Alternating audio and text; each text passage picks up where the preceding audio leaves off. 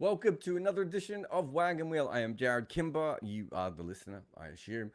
We're going to get through your questions today. Remember, if you want to ask questions on Wagon Wheel, the best place to start is is always on Patreon. If you go through Patreon and you can sign up to the first class or above section, and you can ask questions whenever you would like. You also get chances to have AMAs with me and Discords. There's also a personal chat level if you want. I don't know why people would want that, but people do want that. Um, Shout out to Ray and Ian who are always available for that. But big thanks to everyone who support me on Patreon and do that. So if you do want your questions definitely answered, that's one way to do it. The other way to do it, of course, is if you are watching live on YouTube to send a super chat. But let's start with the Patreons. Let's start with Josh, who says, as the IPL owners, global franchises take more control, will it ultimately be bad for the BCCI? Yeah, I think there's certainly, as long as the BCCI own the biggest league, I think they're always going to have a huge amount of power within cricket. But as the global, let's say, I don't know, Major League Cricket or the 100 or even the Big Bash gets bigger, whatever other league, some random, I don't know, the Japanese Premier League, which a very drunken Matt Pryor and I at 3 a.m. once planned for the Japanese Premier League.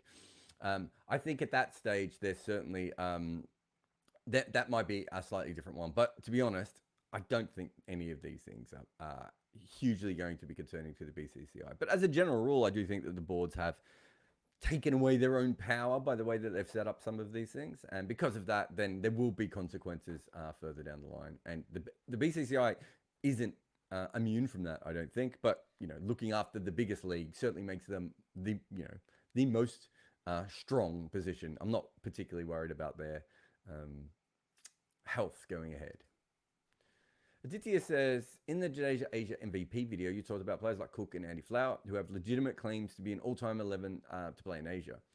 Can you think of any players apart from Bradman in England who could walk into all-time 11s to play in away countries? Well, away countries is slightly different. I think if you do away conditions, there's probably players that would be quite interesting on that. I'm sure that there are some players who, their conditions translate, but it also depends on, it's hard to do it in one country because you have to play that country a lot in your career, and that can depend on many different things that have nothing to do with you. I haven't looked at the numbers, but when I read this just now, my first thought was Curtly Ambrose in Australia was one that just sort of came to me. You've got Warner McGrath in England, which is interesting. Obviously, New Zealand, I've got a feeling Wally Hammond in New Zealand might be an interesting one off the top of my head. Are there any other types of players? I don't think Alistair Cook gets into an all-time Asian 11. It'd be interesting to have a look at his numbers in specific countries to see if he's outperformed some of the local openers there. And Andy Flower certainly isn't getting in ahead of Kumar Sangakkara, but again, had very good numbers, probably from limited opportunities, although I'd have to go back and have a look. And that's the big problem. Ian Botham has fantastic record in Asia, but I think he has like 25 or 30 wickets, right? Like he just didn't bowl there that often and didn't play there that often. So that's the trickier one. I would assume that early days, Australia, England, and England, Australia, there's a few in either direction that might go out there. Also, if you're looking for, actually, I'm trying to remember what Aubrey Faulkner's batting record is like in England. I don't think it's particularly good, actually, but I'm pretty sure he took a couple of bags of wickets when he played them. But it was probably, again, he played one series, I think. Did he play two series? I think he only played one series in England and then played a second test after the World War when he was completely finished as a player. It's a very interesting question, Aditya. Thanks for that one. Andrew says, a two-parter about Les Ames. What the actual fuck was Les Ames? Well, let's start with Les Ames. So I was talking to Cheyenne actually recently, who's obviously, started working with us, and he's a lot younger. And I don't think he knew, I think maybe he knew the name Les Ames, but didn't understand the full impact. And so I sent him all the wicket keepers before World War II that had made 500 runs. There weren't even that many that made 500 runs because a lot of wicket keepers batted at number 11. And even the ones who batted further up the order, they were not in any way decent batters. And I think there's one, and I forgot his name. Is it Jock from I say Jock Richards, but I don't think it is Jock Richards. But Jock Campbell, who played for South Africa, who averaged 30. Les Ames obviously averages 42, 43, 44. And no other wicketkeeper, I think, averages over 20 before World War II. So we were literally picking specialist wicketkeepers again and again. And then suddenly we made this big change. But Les Ames is before all that. So his record is just absolutely incredible. And the other thing about Les Ames is that it didn't really make people think, oh, okay, what we should do is pass the gloves on to batters who maybe show a little bit of wicket keeping skill. We just went, well, Les Ames is a freak and no one will ever be able to do that again. That's a very different thing. What starts to happen around the 80s and 90s, where we make a conscious effort. England in the 1960s and again in the 1980s make two conscious efforts of literally giving the gloves to people who can bat a little bit better in different formats as well.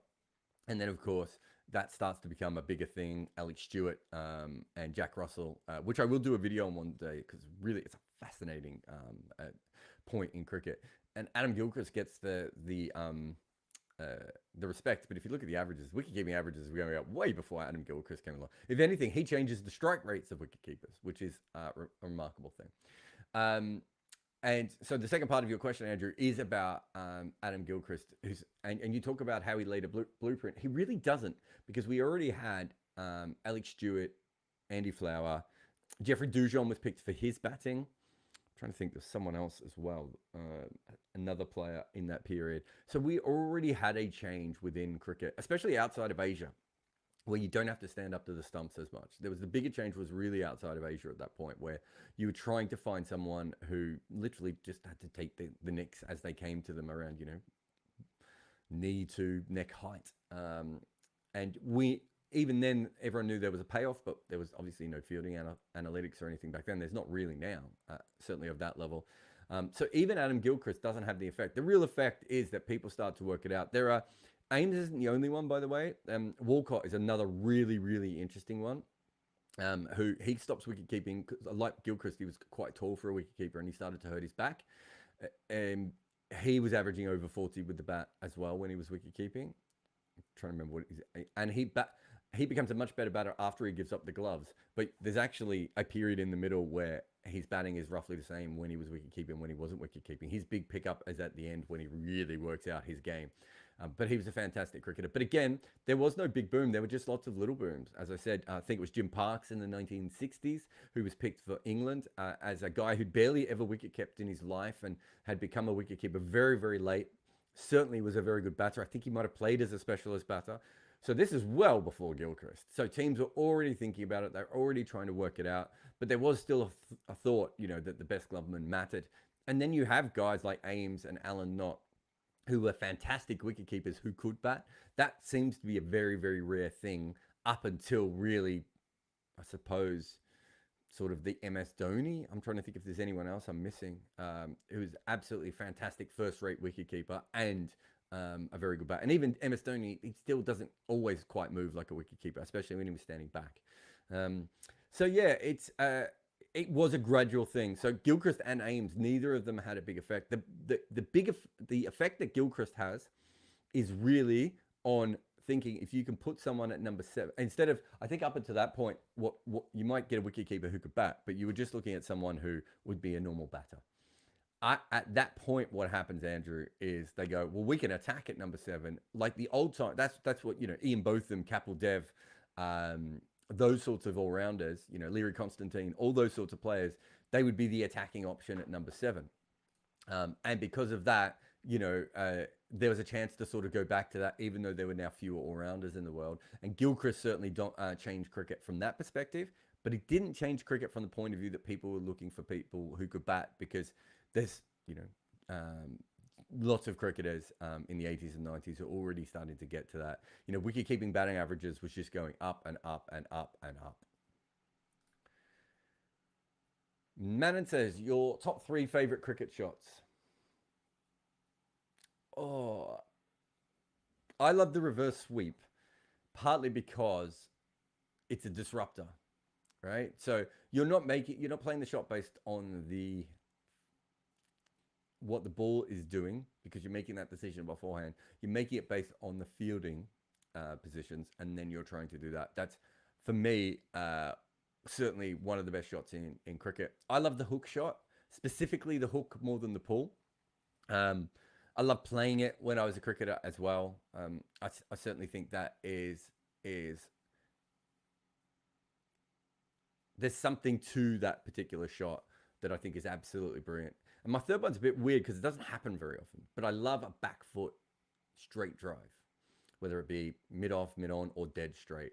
There's some, a back foot cover drive is obviously a very elegant shot, but I don't know, there's a sense of that's a little bit easier, but the ability to get on top of the ball and punch it back straight. It's why I did the video on Virat Kohli's shot to, other than the fact it was a great shot. It was like, finally, I get a chance to do this. I once did this on Show Hope. I'm probably, man, I'm going to be doing something fairly soon on shots, some of my favorite shots. I did a piece for Crick Info 2019 where I basically looked at, all the players in the world and who had the best shot for each, shot type.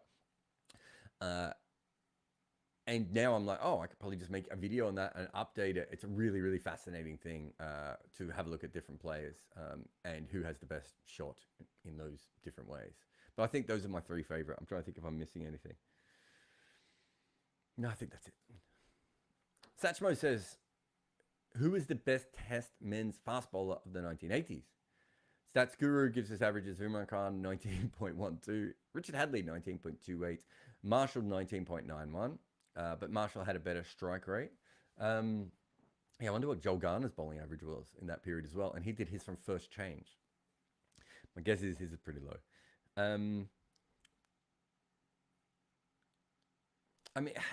Imran, I would assume towards the back end of his career, is probably almost more of a batting all-rounder. Although whether that comes by the late 90s or not, I don't know. Richard Hadley's incredible because it's, so much of a one-man show. We've had, three players like him, Murali and Fazal Mahmood, who basically did everything they had to do on their own, which is just incredible. Marshall maybe had the most skills of those three, in that he was brilliant with the new ball, he was brilliant with the old ball, he could swing it in both directions, he could seam it, and he had a killer bouncer.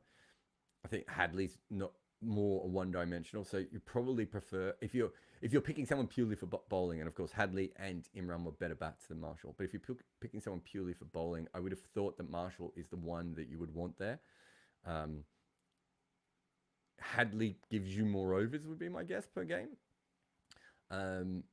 Imran, obviously his batting is far superior, but I would have thought that some of his good bowling average towards the end of the 80s is probably because he's also treating, he's got other great bowlers around him by that point, and he, bowls when it suits him. That's not having a go at him. I mean, he was quite old at that point. He probably had to look after himself, but I wouldn't have thought he was quite at that other level. Early 80s Imran,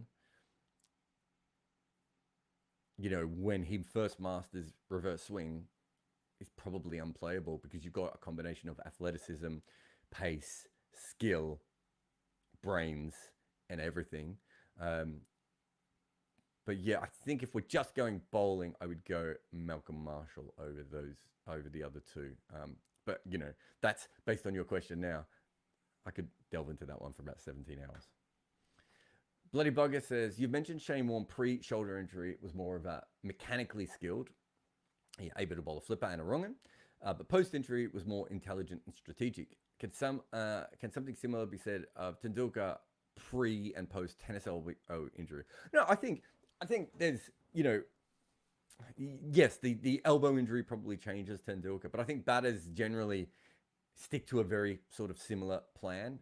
There are changes, but you don't get the same sorts of things that you see in bowlers. So what Warne did is very similar to what you see with hundreds of seam bowlers, right? Where they come in and they're quite fast, and that's why they originally get picked. And then they add skills. Dino Solly is sort of the poster boy for that sort of player. Comes in, he's fast and raw. By the end, he's one of the most skillful bowlers in the world and doesn't need to be as fast anymore. Shane Warne did the spinners version of that. Batters do that. I would say that what Tendulkar probably did is probably more similar to what you have seen of a lot of professional batters, where they just pare back their game. And I don't think that's as much tennis elbow injury as it just is When you're young, you hit everything on the up, and you hit the ball in the air a little bit more, and you play more shots. If you watch Steve Waugh bat in the 80s and you watch Steve Waugh bat in the late 90s, it doesn't look like the same species of batter. The basic physical movements are all there. His athleticism has changed a little bit because of the hamstrings and everything else, but he still kind of looks like Steve Waugh. But that young one was a very dashing player. He played the hook shot. He attacked a lot more. Whereas that older Steve Waugh becomes, just an incredible brick wall in that middle order, who then, when he gets a ball in his area, throws everything at it. And I think that's a very, very different player to Young. And I think we see that a lot with batters. I would have thought that Tendulkar would have been more like that. It'd be interesting to talk to him if he had to change his grip or anything, though. Or if there was any, technical changes. But I don't think it's the same as Warren, where he physically couldn't do what he had done before, and so his body was changing. That's a very, very common thing with bowlers. It does happen with batters. I'm trying to think. There's someone I'm missing here. There was someone who was a very good puller and hooker, and I was chatting to them once about this. And they said once they got their back injury, they just had to play short bowling completely different, and that actually affected their entire game. So it does happen with batters, but it's... And the other thing you would see is there are players who are very quick on their feet against spinners when they were younger. It's very hard to do that as you get older. Players like Pujara and Michael Clark are very rare that they stay very quick and nimble on their feet all the way through their career. Cameron says, have you seen baseball's new pitch clock and thoughts on a similar system in cricket? Look, I've been thinking about doing a video on this. In fact, I just finished listening to Jeff Passan. Is it Jeff Passan? Oh God, I've forgotten his name. The ESPN baseball writer who was on Pablo Torre's last episode of ESPN Daily. And it's a really, really interesting thing because, it's something that's been mentioned a lot in cricket, more by fans than by anyone in the game. And so I wanted to compare the two things. The biggest difference was that baseball was crashing around the world, whereas, especially with T20 cricket, you would say that cricket's probably more watched and more popular than it's ever been around the world. And the pitch clock's really interesting because it does something else, because it actually also penalizes the batter, which I find really, really fascinating. Because, we still blame bowlers and fielding teams, and the batters are very much to blame for the modern over rates as much as anything else. So from what I've seen in baseball, it works very well so far, and it will probably improve it as a spectator sport. I'd say where we are in cricket is, you've got two, everywhere's different. It would not surprise me in cricket if there was a T20 tournament, perhaps something like the 100 where we have a pitch clock. And we already have a version of it, of course, with the fielder over the course of the game, a fielder coming into the circle if you've taken too long. But then you'll see places like the IPL are just like, well, we get an extra hour of people watching our game. Why would we not want that? Until it gets to the point where fans start to complain about the length of the game. And then maybe things will change from there. But yes, I do think we will see a version of this. And I suppose you could say we already have a version of it in cricket already. Ian says, do you think actual substitutions in franchise cricket could bring about the rise of the specialist fielder? If we get to it properly, Ian, yes, 100%. I think if we ever get to the point where you can have 15 players in your team, you might have a player who is, the 9th or 10th best batter who can bat, right? But maybe their skill is running between the wickets and fielding.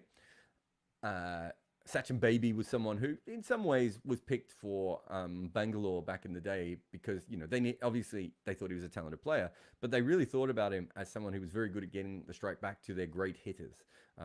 So we've already seen in 11s teams do that.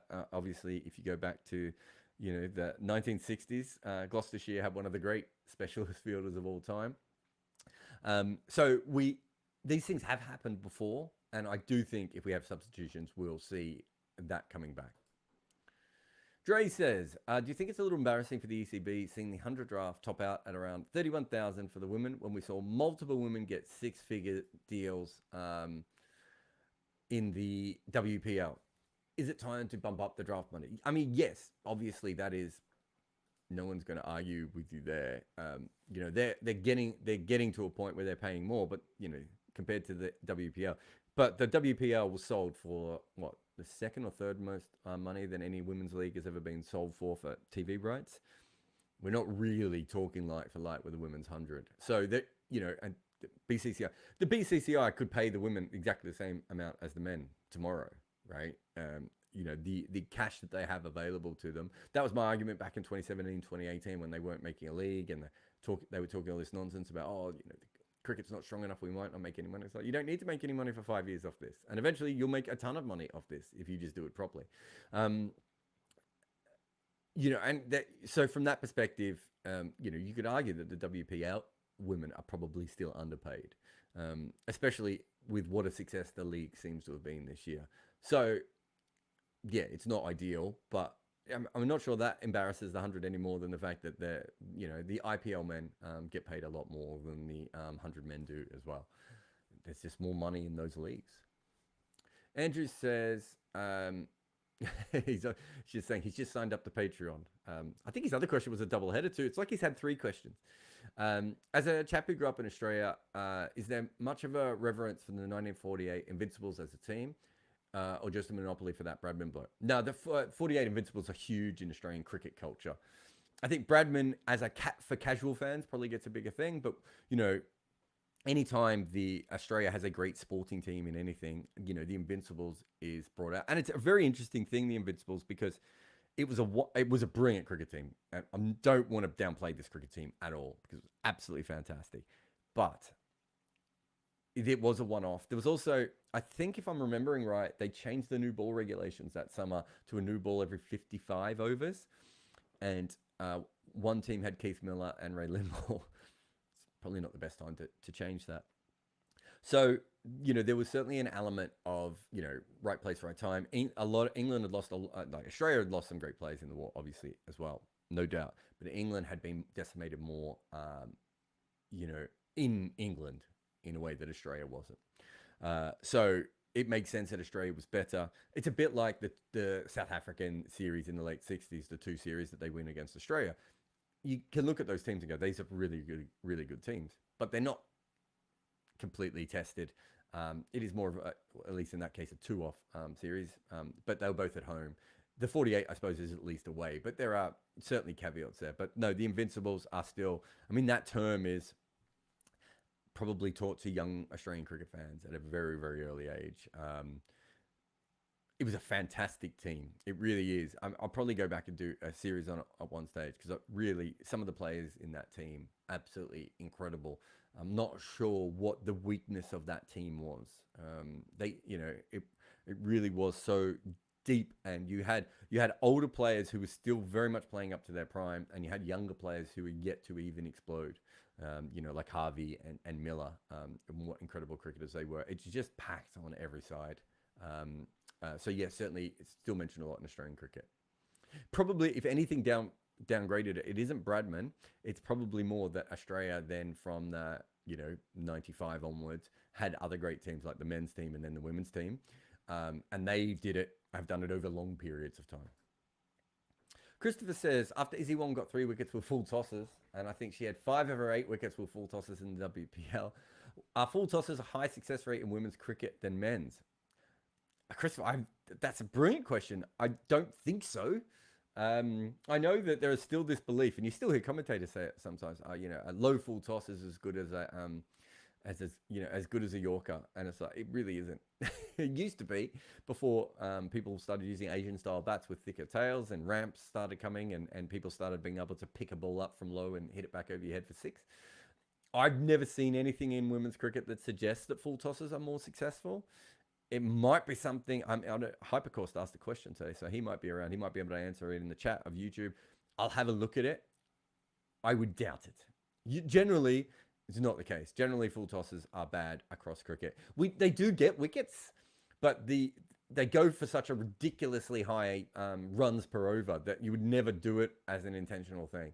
As a leg spinner, it's a good ball. Andrew's all over it. When did the term Test cricket come around? If it was after 1877, what was the other multi-day stuff called beforehand? That was well before 1877, in fact. I would have to go back and have a look at my notes, but my memory is when we need someone like Abhishek or one of the MCC librarians from Melbourne or London to help us out. But my memory is that by 1950s, it's 1950s. By the 1850s, test cricket is a pretty common phrase. And if you're playing a series with a couple of good players or playing a game with a couple of good players in it, you're pretty likely to use the word test at that point. It was a very, very common phrase that was used a lot. For those who don't know, though, the actual tests themselves only became tests after the fact. So what happened was that lots of games were played and were called tests, and then a journalist in South Australia literally went through all the games that he thought were of test quality and decided which one was a test and which one wasn't. He was just a random journalist, and his list ended up becoming canon, probably because no one else had ever just gone through and done the research before. It's one of the most incredible things that ever happened. And so a lot of tests were called tests afterwards. That continues through till, well, Australia playing New Zealand. That was a test that was decided that it was a test afterwards. I think even into the 1950s, perhaps, we still had situations where games were played and they were played like they were test matches, but they weren't necessarily test matches. And afterwards, people looked at it and went, that's a pretty strong team from both sides. Let's call that a test match. So it's a very, very different situation from what you see today. Gary says, do players who enter international cricket very young tend to decline earlier like we see in football? Despite only being 32, Paul Sterling looks to be on a pretty serious decline, having peaked from 2019 to 2021. No, it's not like football. Fast bowlers is probably the only thing. Fast bowlers is an athletic-based pursuit, right? You know, fast twitch muscle fibers. It doesn't say that you can't bowl on, as Jimmy Anderson might bowl on forever. But generally what we do see, especially with pace, is that pace is a bit more like what you see perhaps in something like football, where towards the end of your 20s, early 30s, you're probably struggling to be able to keep that pace, although we're much better at keeping fast bowlers quick now, in a way that I suppose footballers now, you know, with sports science also have that ability. With batters, if you have a look, Gary, I did a podcast with Ames recently about batters and their ages. The best players usually have a peak between the age of 28 to 32, whereas the thing that you're talking about is something that we see in very average talented batters. So their peaks are usually between 21 and 23, and then they can never really live up to it again. So I wonder I wonder in that podcast whether that is more an athleticism based thing, where when their reflexes are at their absolute sharpest, they can overcome some of their other flaws, and then as they start to slow down even a little bit, bowlers get on top of them. I don't know if that's true. We're just trying to work out why that trend exists. But fast bowlers, I think with a fast bowler, you generally want to pick them before they're ready rather than when they're ready, for this reason, because you want to get the absolute most out of them. And there is a decline on that. But on batting, we're certainly not seeing that. That doesn't mean that Paul Sterling isn't a player who's in decline, and there aren't other players who do that. I think there is, because we've seen so many players bat very well into their 30s, we think that is a trend. Whereas in actual fact, of course, they're still professional athletes. And by the time you get to 30, 32, you've probably been in the system for 14 years. Your hands, quite often, if you're a batter, start to go, and your back starts to go. There's no real great remedy for either of those two things if that is a problem.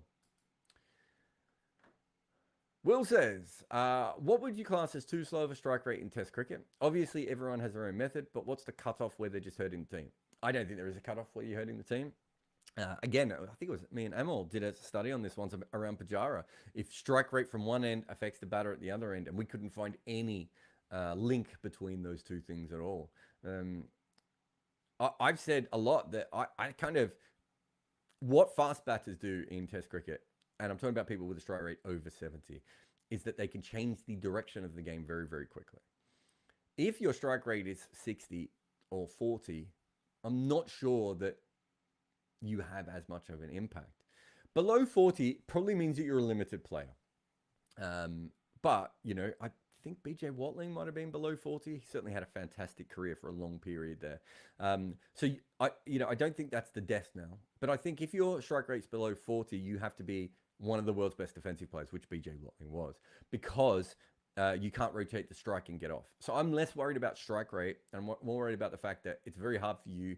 It's very hard to be a blocker in Test cricket. And the reason it's very hard to be a blocker in Test cricket is eventually Vernon Philander or Saranga Lakmal or Ben Stokes will produce a ball that is of a higher quality than you face in first-class cricket, and you will probably nick it Whereas if you're rotating the strike and putting pressure back onto the bowler, even if you're only scoring at, a strike rate of 40, you have less chance of getting out. So I don't think there's any strike rate that hurts the team. In fact, I would say this, especially if you're top four, you probably want your top four to bat as long as physically possible in each innings, because in a back-to-back test series, you want to tire out the bowlers. So I would prefer someone to make 100 of 300 balls, unless they're going to make 100 of 120 balls. And that is because I really want the bowlers to be as exhausted as possible to play the long game, which is exactly what Pujara has done twice in Australia.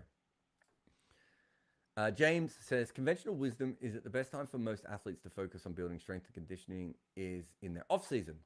But do elite cricketers really have an off-season, giving touring and franchising commitments? And if not, how do they address S&C needs?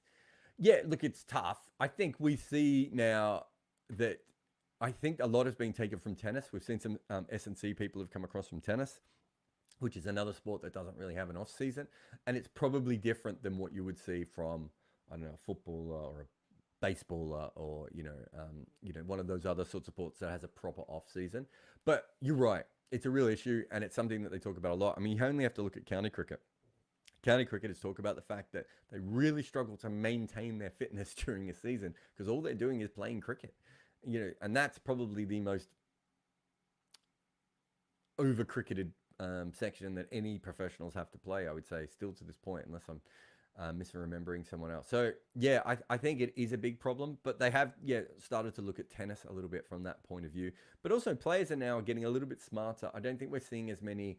I mean, Dwayne Bravo probably got as much out of his career as he could have.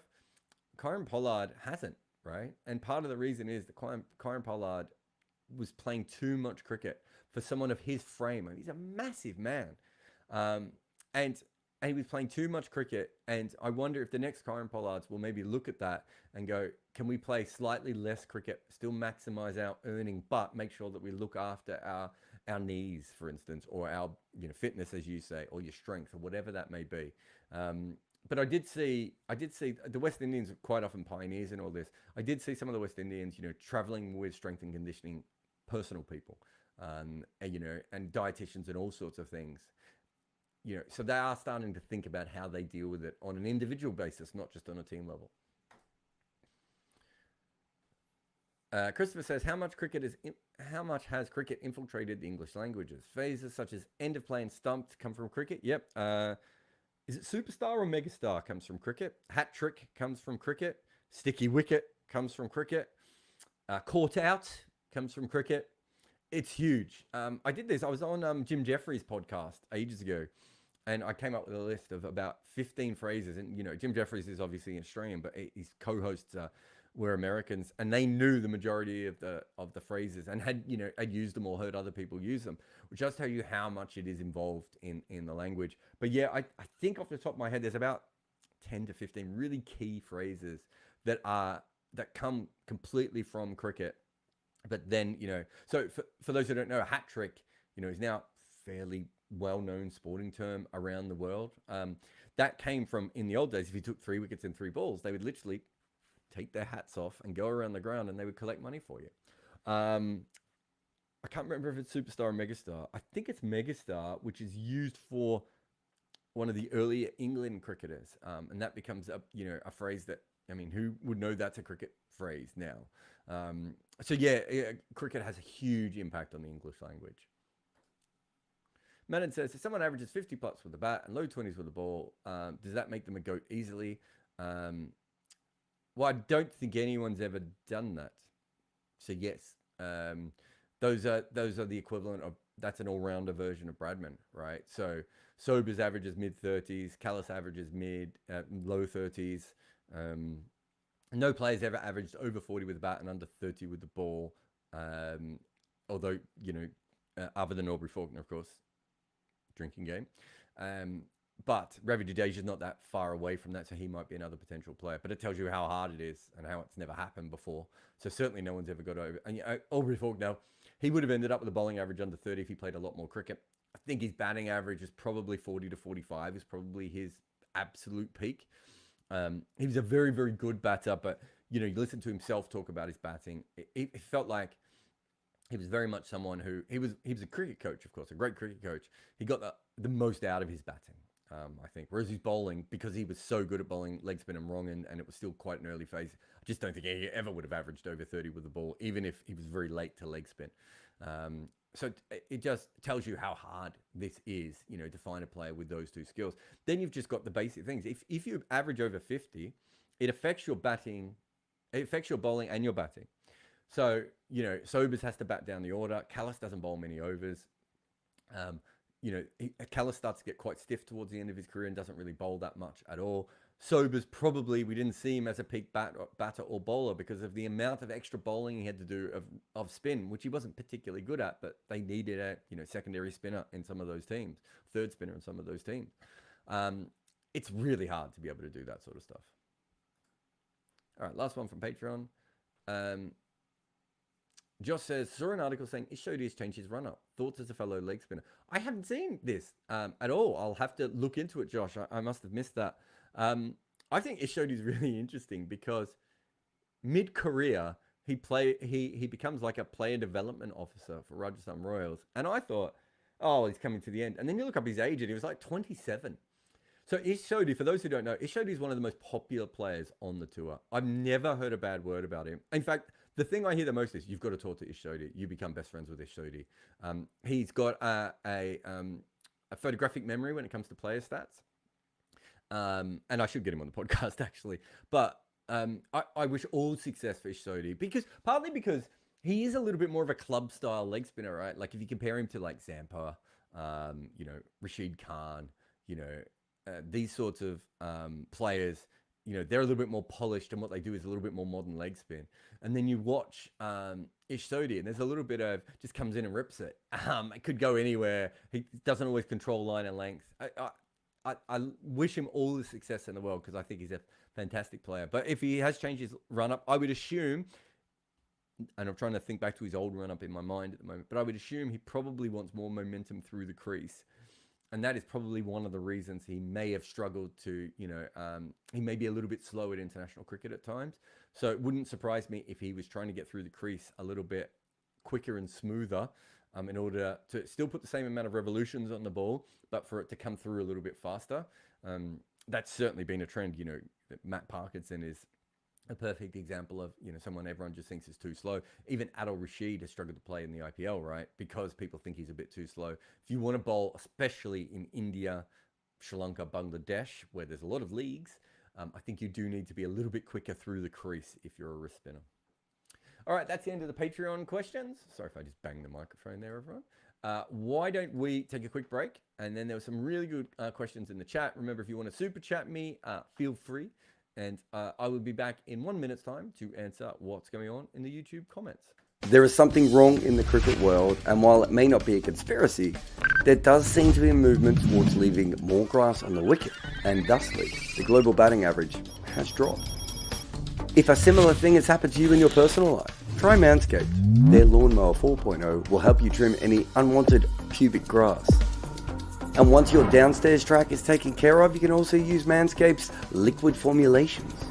So before heading outside, use the Crop Preserver ball deodorant to stay cool in the heat. And if you've been playing too many games recently and you need some help with your strip, why don't you go and get their Crop Reviver? I think I may possibly have taken all of this analogy too far. But the point is, Manscaped sells items that allow you to shave your pubic itch pitch. Use the code REDIGGER, all one word, which is the name of my podcast, and you can get a 20% discount and free worldwide shipping while you curate your special strip like a team of sweaty men hoping it doesn't rain. All right, welcome back. Let's get to the comments here. There's a couple of super chats. Let me get to them first. Here we go. Oh, well. Helps if I get rid of the previous questions, doesn't it? Super chat from Roy.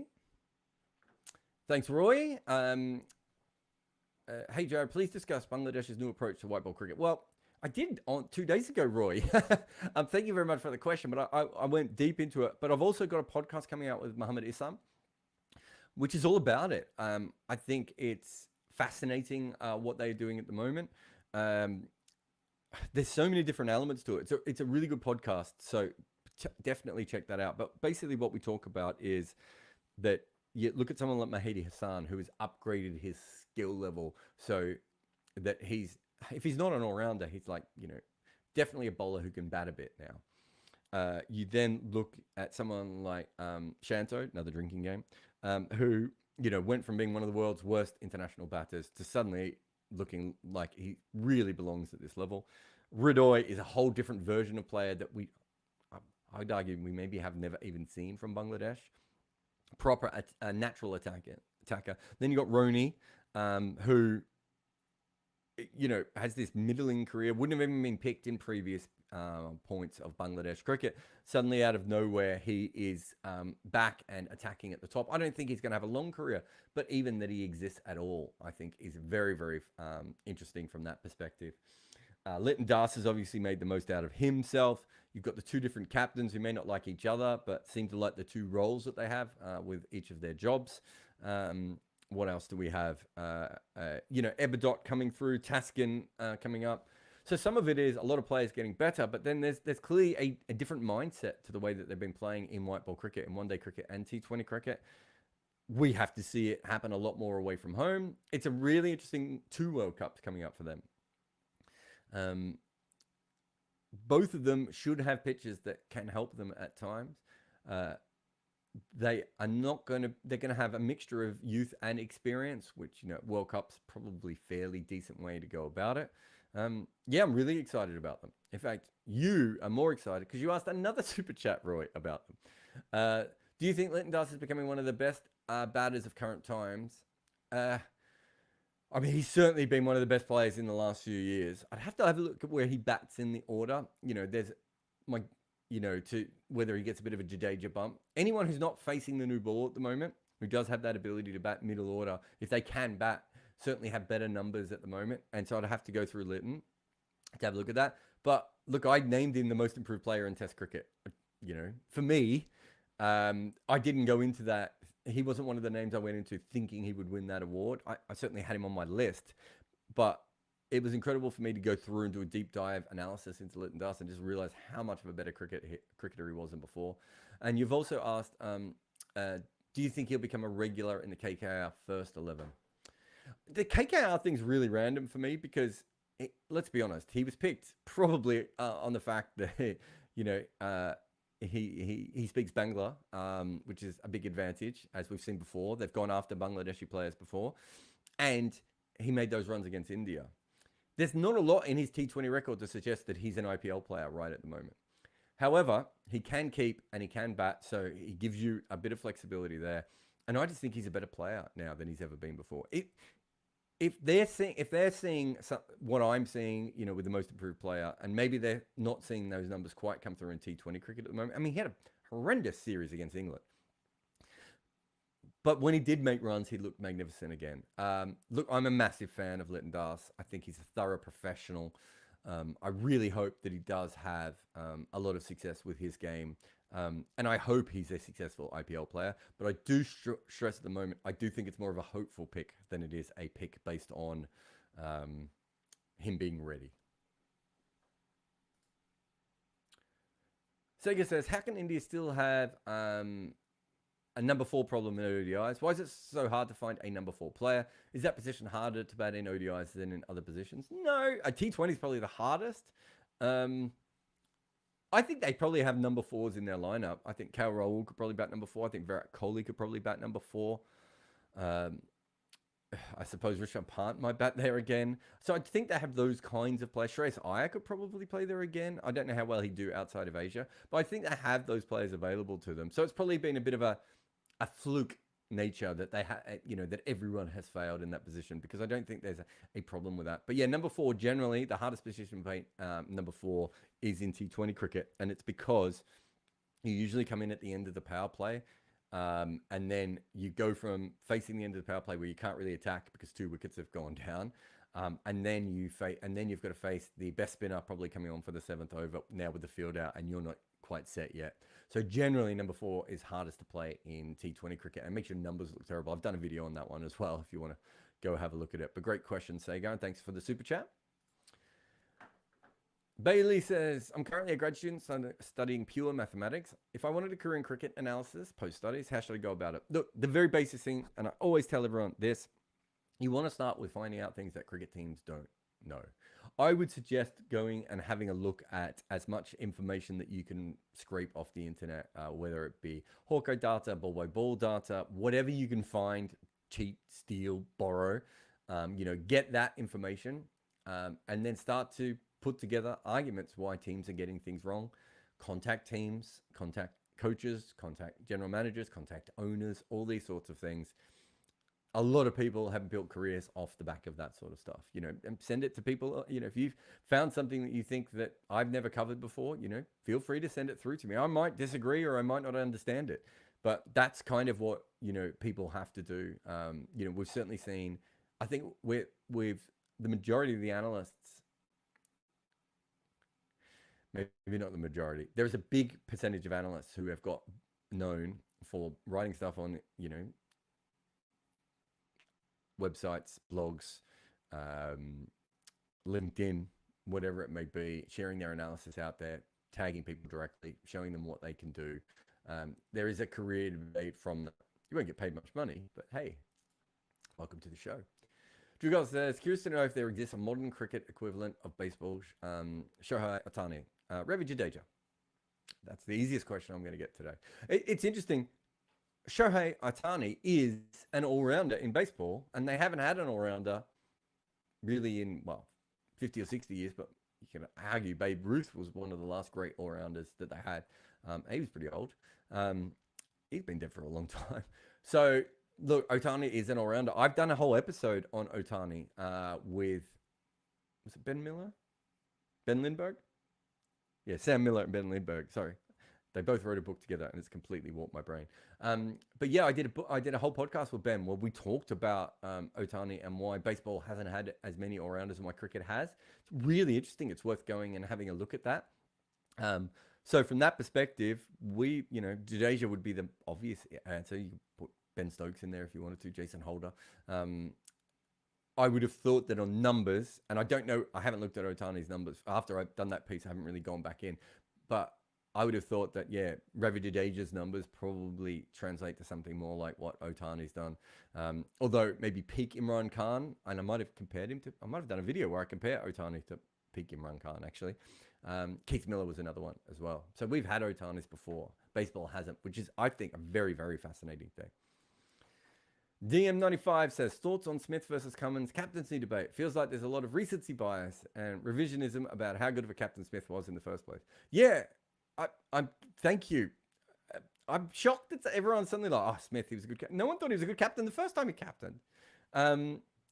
Look, I think Cummins is a different kind of captain, and he's probably not as proactive. And bowling captains can tend to be like that because they kind of trust bowlers to get the job done. Whereas batting captains are like, oh, this isn't working. Well, let's try this. And so we generally favor captains who make more changes than captains who don't change changes.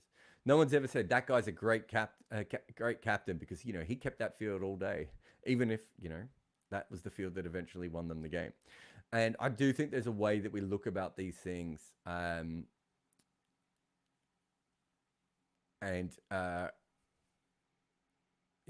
do think there's a way that we look about these things that's just wrong when it comes to captaincy. And I think the Smith-Cummins debate is certainly part of that. I didn't think watching those test matches that Australia looked like a better team when Cummins wasn't there, other than the fact that his bowling probably wasn't much of an impact and Mitchell Starc's bowling was an upgrade in those conditions at that time. I didn't think that the captaincy was the big difference there. I mean, they got lucky on one pitch and then the next pitch was flat and they batted better. I'm not sure how Smith gets too much credit for those things. Unwish says, Bradman dominated his era and conditions more than anyone else. But should that be enough to call him the greatest ever? I'd imagine cricketing ability got tested much more 50 years on from this time. So there's a video I made about this, Unwish. When you look at, if you took Bradman from that period and put him in now, you would say, I don't think he would look special anymore. I don't think he'd be one of the leading batters anymore, right? From that perspective. But also, you have to remember that the reason that modern cricket is so good is because so many people saw Bradman bat. He literally changed the way that batting was done. He took it from, it was very much a lot of batting, especially English batting, was, you know, amateurs having a bit of a laugh. Bradman never laughed. He was the most dour person of all time. All he wanted to do was make his next run, and he turned that into an art form in a way that modern professional batting has become, right? The use of his feet, the way he hit to his areas, the way he kept the ball on the ground, the way he ran between wickets, all of this is what modern cricket is built on. So it's a bit like saying that Bill Russell, to use a basketballer, or Pele wouldn't have the same impact if they played now. It's probably true, right? Bill Russell is a 6'9" center. You watch the old footage of him, he was still a foot taller than everyone else on the court, right?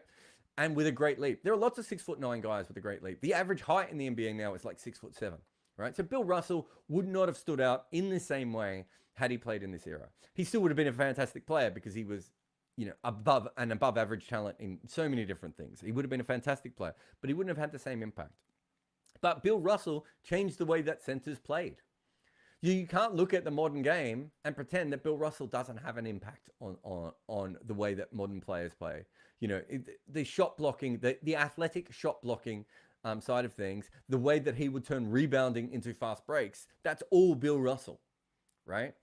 And the same with, you know, some of the other players of that era. Now, Bill Russell was playing against 6'3" white guys a lot of the time who weren't athletic, who played a different form of basketball, right? And Don Bradman was playing against a lot of amateurs. He was a professional, really, when a lot of other people obviously were not. Even England cricketers who were called professionals were not always, you know, fully professional, of course, in the off season. So there is a huge amount of difference, and the amount of public scrutiny that Sachin Tendulkar had to go through, which, to be fair, Bradman had a lot of public scrutiny, but he didn't have the 24-hour news cycle. He didn't have, you know, cable TV. They couldn't watch every mistake he made, all these sorts of things. There's a huge difference with all of that. That said, there probably wasn't, I mean, we mentioned Babe Ruth once. Let's go for him again. There probably weren't many athletes on the planet who got as much round-the-clock coverage and pressure as what Bradman got in his era. He then also had to play before and after a world war. After the world war, we don't know if this is 100% true, but it seems like his eyesight wasn't as good after the World War, and yet he still averages over 100 in that period after World War II. When he was, late 30s, early 40s, whatever his age was at that point. We perhaps missed peak Bradman batting years in all of this, right? But here's the most important thing. He wasn't tested as much as modern cricketers are. There's no doubt about that.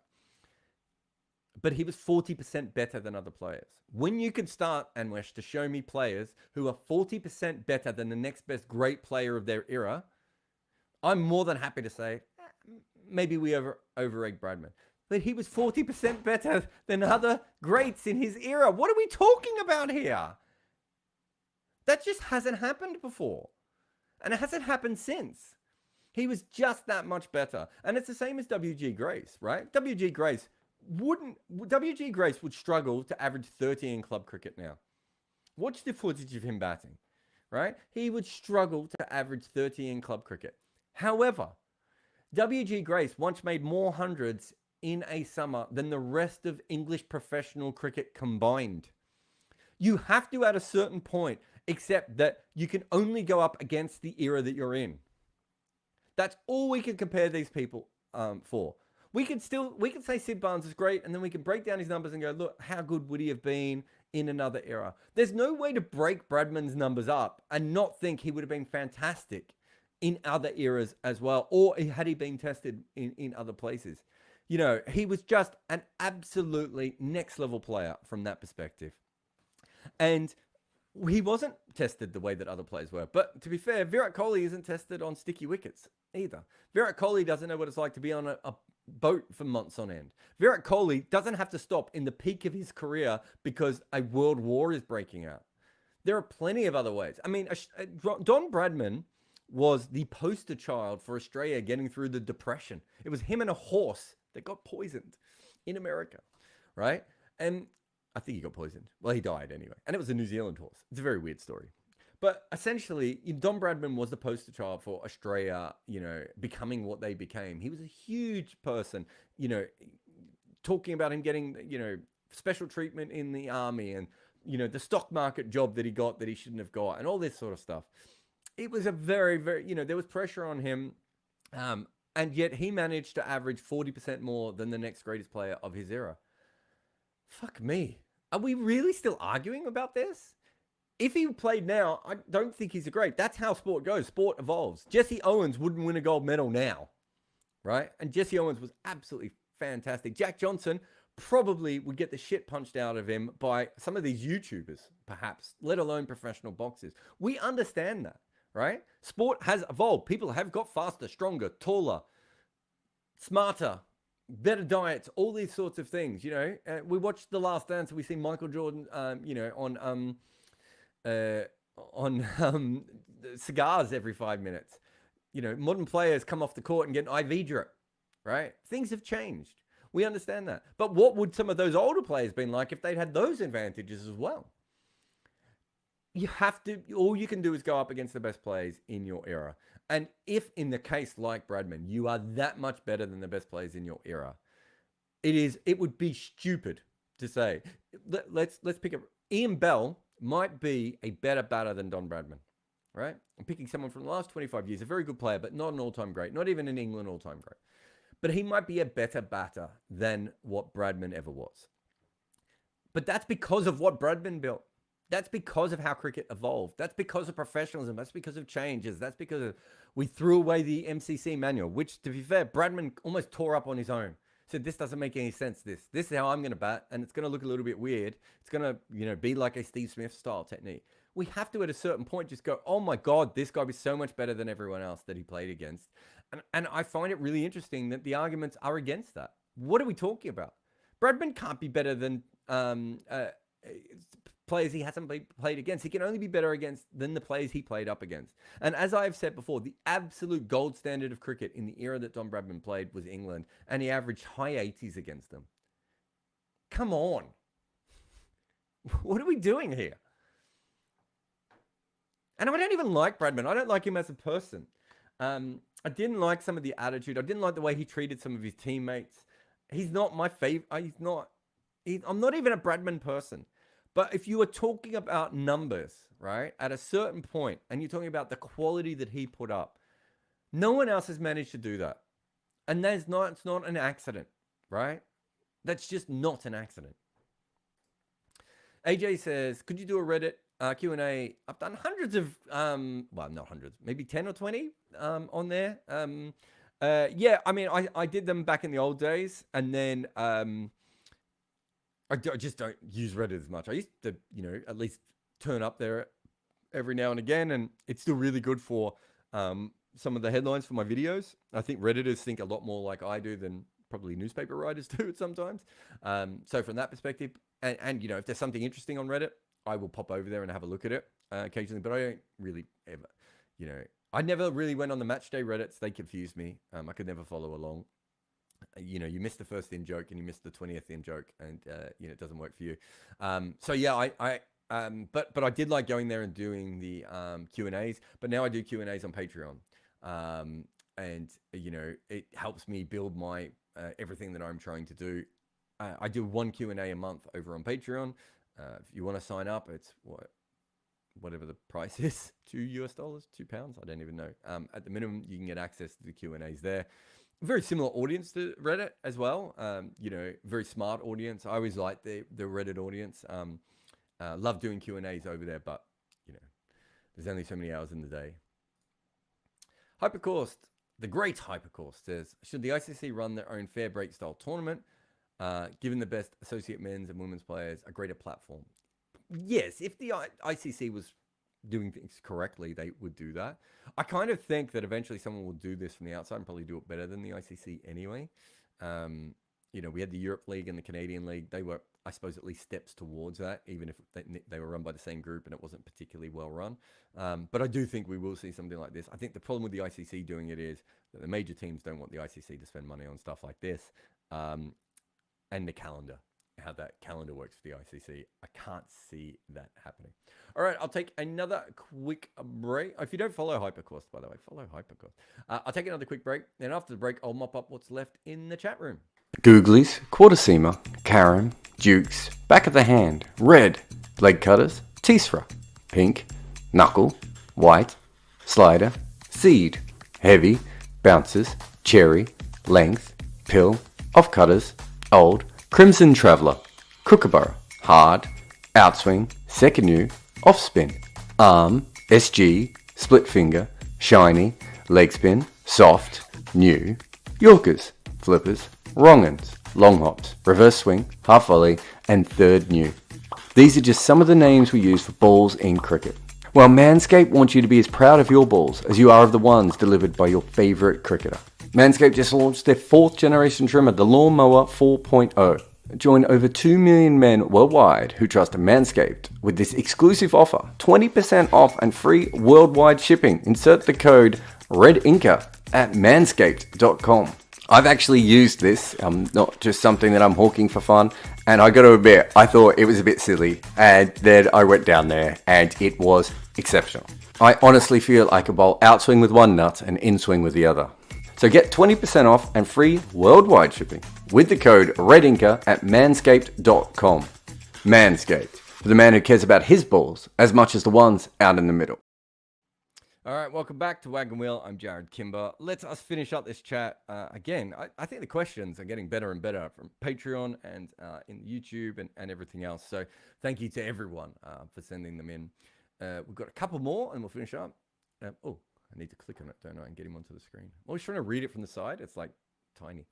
Adityan says, can you tell me more about pacer foot marks not necessarily helping spinners? I think what you're talking about is the theory that off spinners are helped by left arm seam bowlers.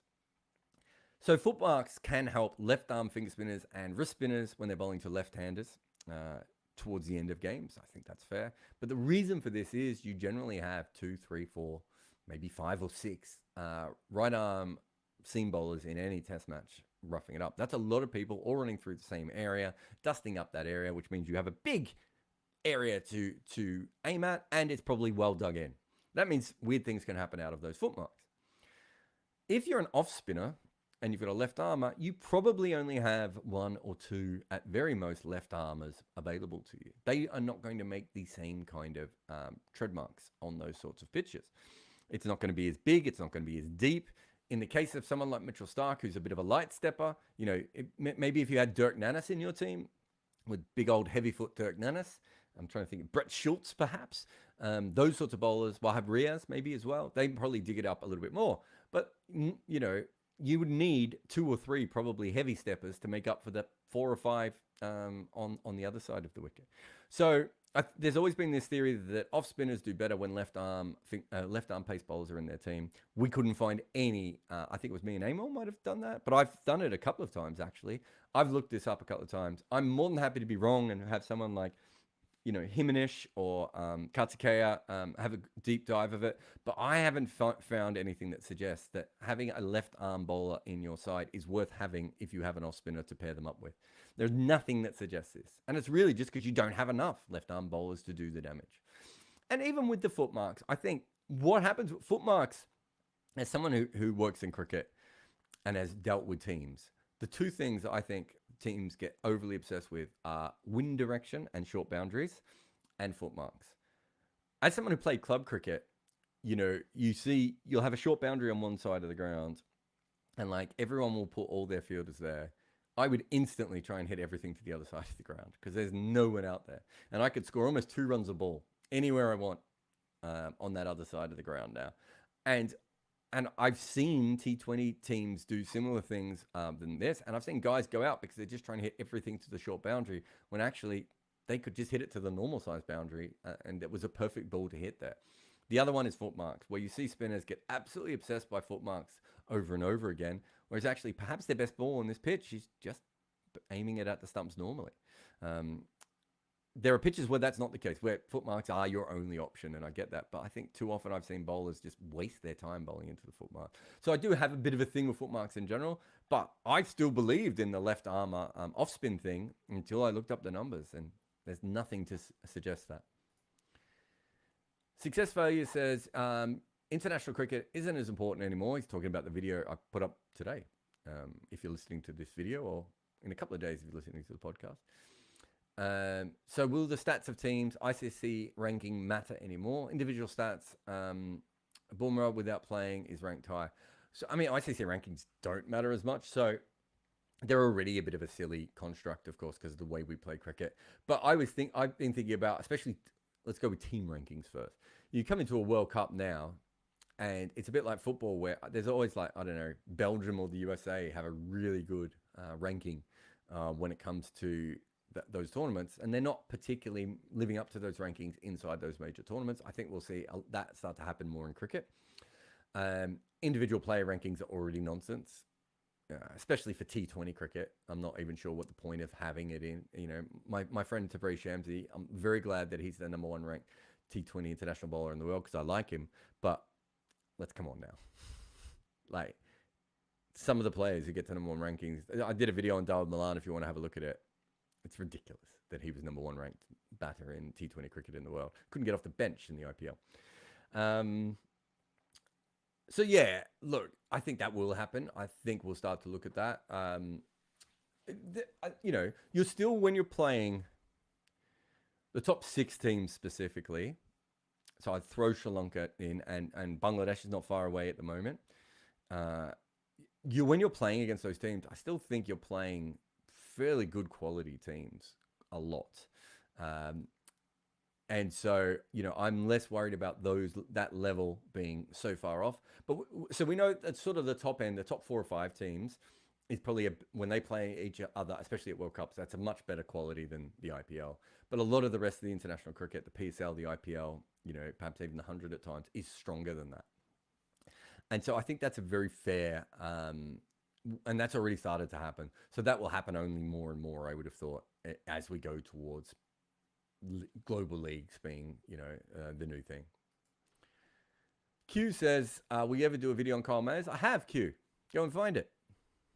That was an easy one. Yeah, look, I've been fascinated about him since he started. You're talking about a guy who made a test double 100 to win a test match despite the fact he'd never been a good batter before. Now he's in the side as a medium pace bowler and regularly takes wickets and doesn't really make runs anymore. He's a stupidly weird cricketer, and they're my kind of guys. Super chat from Nagenda, who says, who will win the IPL 2023 prediction? So I haven't even looked at it from that perspective. I haven't really thought about it. I'm working on a lot of videos about it, but this sort of thing, until I've done the first power list, which will probably be, 2 weeks into the season, it's just not even a thought. It's not really how I do these things. And it's, of course, the question you get asked the most, you know, a World Cup comes up or the IPL comes up or, you know, the Ashes comes up and everyone's like, what's your prediction? I'm like, I don't know, Australia, India, you know, Delhi. I just don't, it's not how I work. And if you come on this channel, you realize it's not the sort of stuff I make. But thank you very much for the super chat. Nagenda. I think I said Nagenda the first time. Oh, God. Raj Rider. I thought it was Reggie Durr. Raj Rider, I think it is. Says, why is it the white ball disintegrates quickly? And what can you think can be done to develop a new ball and bring back reverse swing in ODIs? Can the pink ball be used? I do think the pink ball should be used in one-day cricket. The white ball cannot be dyed. So it can be dyed with a red ball and it can't be dyed with a white ball. And so it's painted on. Paint chips off. Once the paint chips off, the entire ball gets soft. There's nothing they can do to stop that. They've tried everything. It doesn't work. So the pink ball, I think, should be used in one-day cricket. I'm not really sure why we don't use it. I know the white ball is slightly easier to see. It may have something to do with the fact that the pink ball is still hard to see when you're fielding. So it might have something to do with, you know, not wanting to go towards that. But the pink ball's a much better ball. I would certainly use that. I mean, the pink ball's not great either. It gets soft around 50, 55 overs and sometimes can be 40, 45 overs. But at least then you'd only need one ball. And you would bring back reverse, and it's probably a better option. That if I was doing a shortcut thing, I would do that. But if you want to know my real answer, I wrote years ago that research and development on cricket balls is pitiful. And I feel sorry for Kookaburra and Dukes and SG for, you know, them getting slammed when they're just small companies trying to do these things. And they've made mistakes. Don't get me wrong. Duke's had a big error recently, and Kookaburra balls were terrible, and SG probably could improve as well. But these small companies, really, a billion-dollar sport should be pumping $10 and $20 million. I mean, I would even go as far as, if the sport was run properly, I would buy Duke's, SG, and Kookaburra if I was the ICC. That is what baseball has done with, I forgot the name of the baseballs. Rawlings? I think. That is what I would do. And that's how I would try. And then I would put research and development in it, get the balls I want perfectly for everyone, and take the best things that SG have and the best things that Kookaburra have and the best thing that Duke's does, and go about doing that. Set up a huge factory somewhere, and bring all the experts in and pay them all what they should be. Do live tests with professional cricketers. At the moment, Kookaburra does the majority of their tests with cricket balls in Australia, and that Australia is the least likely place to test a Kookaburra ball, being that there is no other conditions really that are that similar to Australia. Maybe a little bit of South Africa. No one else is anything like Australia. So why are we testing cricket balls that are going to be used in Asia, 40% of the time? They're going to be used in English and New Zealand conditions in Australia. It doesn't make any sense. Anyway. Cultura Free says, how dare he say Ian Bell is not a great... I'm friends with Belly, so please don't send this to him. I think he was a fantastic player.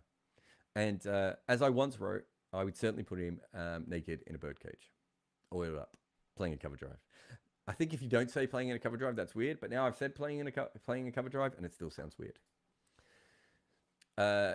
Jaco says, have you heard of any fan-owned professional cricket teams? No. I tried to get this up, Jaco, when the Hong Kong... What was the Hong Kong T20 league called? Blitz? Feels like Hong Kong Blitz. That sounds right. When the Hong Kong Blitz was played, I looked into doing a Kickstarter campaign, but I could get enough money to buy into the ownership. My problem was like kind of where we took it from there and how much money we could continue to get after that first year.